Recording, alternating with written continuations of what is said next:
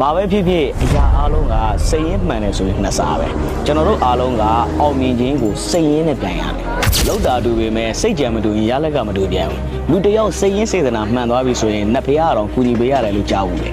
စေတနာမှန်ရင်အပြစ်တောင်အကျိုးဖြစ်လာတယ်လို့စေတနာလွဲရင်အကျိုးတောင်အပြစ်ဖြစ်လာတယ်အပြစ်ရှာသူကမပြုပြင်နိုင်ဘူးပြုပြင်နိုင်သူပဲပြောင်းလဲနိုင်တယ်စေတနာမှန်တဲ့သူတယောက်ကအမြဲတမ်းအေးချမ်းတယ်စေတနာမှန်လို့ပြန်ရရင်လည်းအရာအလုံးနှစ်စားပဲ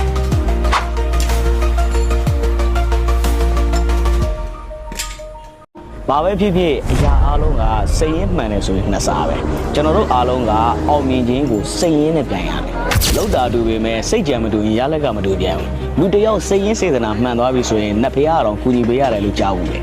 စေတနာမှန်ရင်အပြစ်တောင်အကျိုးဖြစ်လာတယ်လို့စေတနာလွဲရင်အကျိုးတောင်အပြစ်ဖြစ်လာတယ်အပြစ်ရှာသူကမပြုပြင်နိုင်ဘူးပြုပြင်နိုင်သူပဲပြောင်းလဲနိုင်တယ်စေတနာမှန်တဲ့သူတယောက်ကအမြဲတမ်းအေးချမ်းတယ်စေတနာမှန်လို့ပြန်ရရင်လည်းအရာအလုံးနှစ်စားပဲ